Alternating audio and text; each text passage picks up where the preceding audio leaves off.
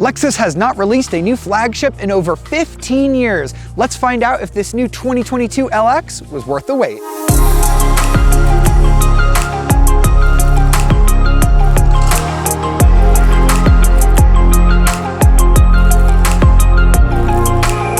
Jared here with carbuzz.com, and for the first time since 2007, Lexus has designed a brand new LX full-size SUV. To say that this fourth generation model is a big deal would be somewhat of an understatement, because the last time this vehicle was completely redesigned was the first year of the Apple iPhone. In this video, we are going to take the LX on-road and off-road to find out if Lexus has built the ultimate full-size SUV. By the end, I want to hear from you in the comments whether or not you would buy the Lexus LX over a Cadillac Escalade or a Jeep Grand Wagoneer. Let's start out on the road, where I am thrilled to experience all of the changes that Lexus has made on this all-new fourth generation LX. Starting with the architecture, this is a all-new Toyota global architecture called TNGA-F.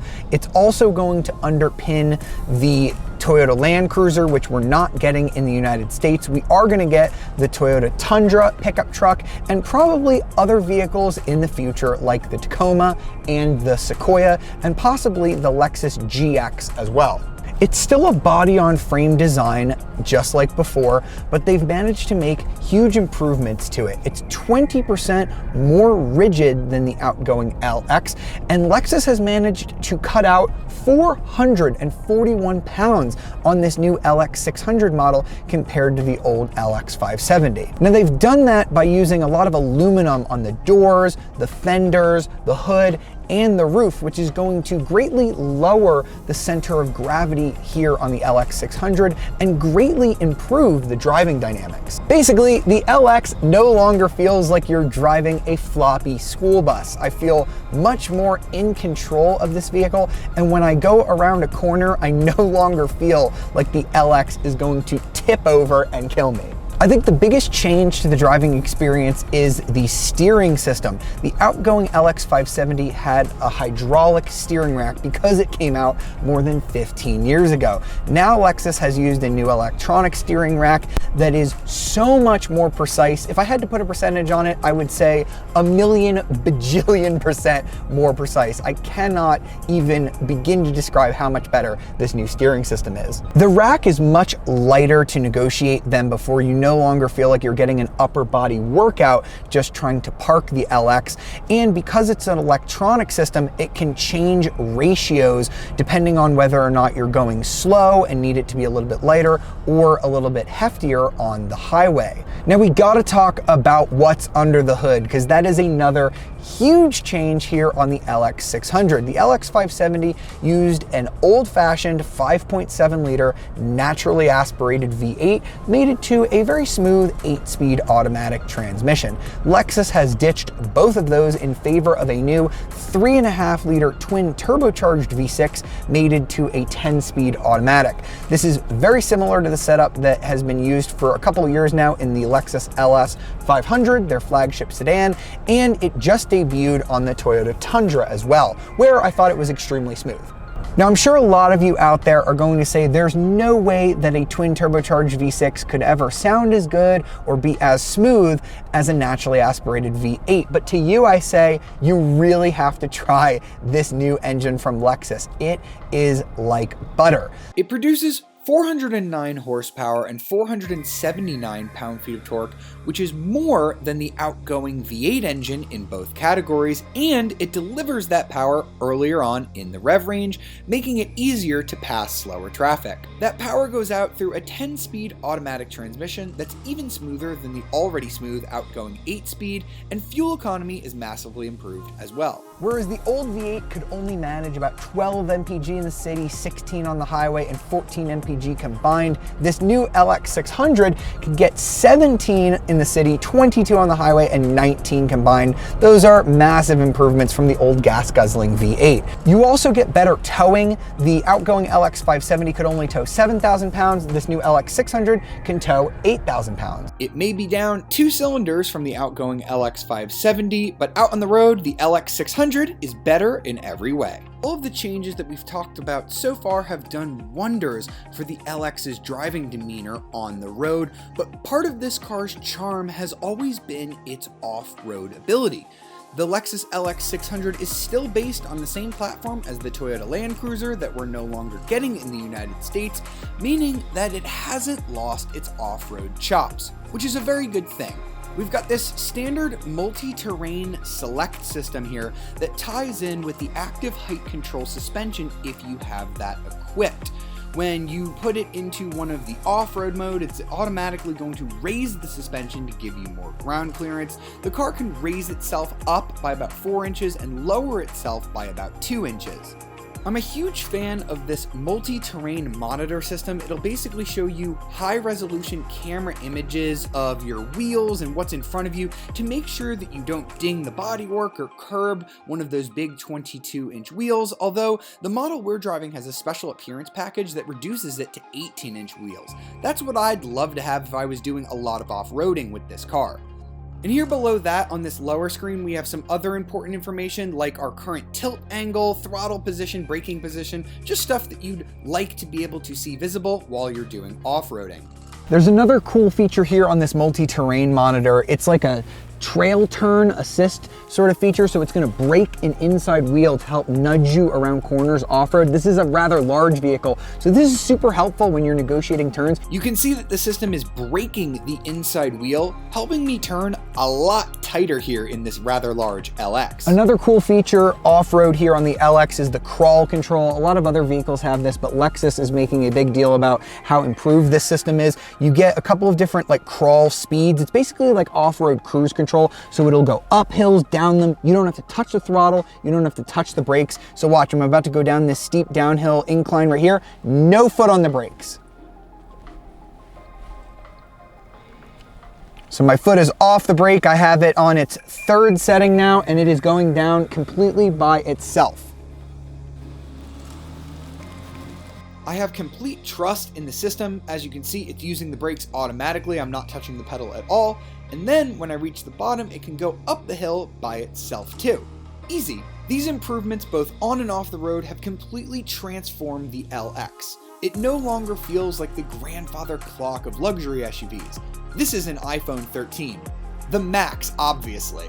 The new LX is not just techier under the skin, it is much improved here in the cabin, but before we check all of that out, be sure to do the things you do in all the videos, like, subscribe, ring the notification bell so YouTube alerts you of our latest videos, and be sure to check out our other social channels, link in the description below. The biggest change on the LX 600 is going to be the infotainment system. Whereas the old LX 570 originally debuted with a touchscreen and then eventually went to that remote touch Lexus system that I absolutely hated, this new LX 600 has the latest Lexus multimedia interface, which is the second Lexus model to get that, the NX being the first, although it is a little bit different here on the LX. The main screen here measures 12.3 inches, which is a little bit smaller than what you get on the NX, although we're gonna see why in just a minute. We've got this ribbon here on the side where you can access your map, you can access your phone information. We've got wireless CarPlay and Android Auto here. This is a huge improvement from the outgoing LX. I love the graphics here.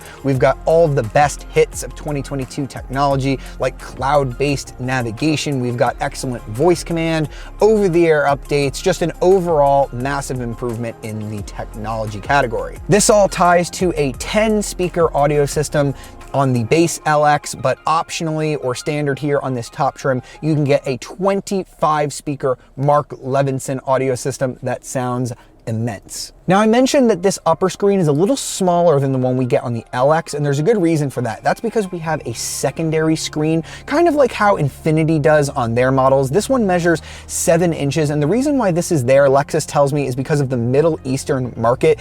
They don't love having all of the controls be on one screen. They like to have constant, steady access to things like their climate control. You can see we have our heated and ventilated seat controls right here, air vents, and all of that stuff mirrored mirrored with physical buttons, so you don't have to use the touchscreen. We also have big, nice, chunky knobs, which I really like as well. So this lower screen functions as your climate control most of the time, or you can pull up this menu, which is going to be your multi-terrain monitor, so you can see what drive mode you're in, you're braking, you're accelerating. You can have like a little G meter right here. It's just a little cool thing to look at while you're doing your off-roading. Now let's move on to the back seat, where there is quite a lot to talk about here on the new LX, because there are 3 different seating configurations that you can get. The base version of the LX is strictly going to be a 5-seater, so you have a normal bench seat back here. You can also get the LX 600 as a 7-seater, so you get a 3rd row in the back. It no longer has that weird design where they would fold off to the side. They are integrated and fold flat into the floor to give you a little bit more storage space. But we have the ultra luxury trim level. This is the least practical, but the most luxurious LX you can buy. We only have 2 seats back here, but they are super comfy. I've got my captain's chair here, another one over there. They are massaging on both sides. I can control them here on this little touchscreen right here under the relaxation tab. I've got my full massage settings that I can activate. I can also adjust the seats here in the touchscreen, including adjusting this passenger seat right here, which is really cool. So if I push this button that says automatic, it will move everything at the press of one button. I don't have to hold anything down. So as you can see, that passenger seat is folding way up to give me maximum legroom. My seat is now reclining. And then as an addition, you get a little ottoman that actually extends off of the base of this passenger seat right here. You just push a button, it will now fold that screen to give the driver a little bit more visibility. That 4-seater layout was nice, but the vast majority of buyers, Lexus estimates about 90%, are gonna get this back seat option where we have our normal bench seat back here with our normal fold down armrest. I can recline a little bit too to get more comfortable, and we do have niceties like heated and ventilated seats back here. The base version of the LX just has this 2nd row, but we have the 3-row version, which again I said is what most people are going to buy here. Now the back seat is a little bit better than the outgoing LX 570 in terms of legroom, but it's still not great back here. I'd rather ride in the 3rd row of the Jeep Grand Wagoneer or the Cadillac Escalade. In terms of trunk space, as you can see, Lexus put a much greater priority on passenger space than cargo space. With the 3rd row up, there's basically nothing back here. It's very easy to fold these down from back here, or you can do it from buttons in the 2nd row as well. Lexus did make sure that now with this new folding 3rd row that folds flat into the trunk rather than onto the sides like the old LX 570, you do have more space behind the 2nd row, but overall room is a little bit lower than the old LX 570 and much lower than the Escalade or the Grand Wagoneer. Let's wrap up on the exterior, where I think this new LX 600 is much more handsome than the vehicle it replaces. The LX 570 got the spindle grille later in its life, but this was designed with the spindle grille in mind. And I don't know if it's just me getting soft, or maybe other rivals like the Escalade and Grand Wagoneer have such big grills anyway, that the spindle grille is really growing on me. I think it looks a lot better here on this LX 600. This is a very intimidating looking vehicle, but it's also elegant as well. I mentioned earlier in the video that Lexus wanted to keep their golden ratio of the wheelbase. It's 112 inches, which gives it a very square stance that I happen to like a lot. It's about 9 inches shorter than the non-ESV version of the Cadillac Escalade and a full 11 inches shorter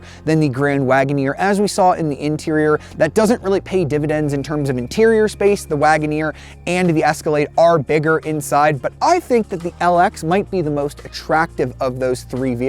Let me know in the comments if you agree with that statement. I particularly like the simplistic 22-inch wheels on our ultra luxury model here. You can also get a darker finish if you go for the F Sport trim, which is a little bit sportier. And if you just want something kind of basic and more simple, the base version of the LX 600 comes with 18-inch wheels with a lot more sidewall. And let's wrap up real quick here on the back, where we've got this nice connected taillight bar that I think looks pretty handsome. This is the 2nd time we've seen Lexus ditch its old L logo in favor of spelling Lexus out on the tailgate. I think it looks better here than it did on the NX, which was the first application, or maybe I'm just getting a little bit more used to it. That could also be the case. And the last thing I want to point out is the integrated tow hitch, which is hidden under this piece of plastic right here. It's no longer welded on after the fact. It is structurally integral to the frame. That's going to give you about 1,000 pounds more of towing capacity. This will now tow about 8,000 pounds, which is pretty good in this class. So that was the 2022 Lexus LX, improved in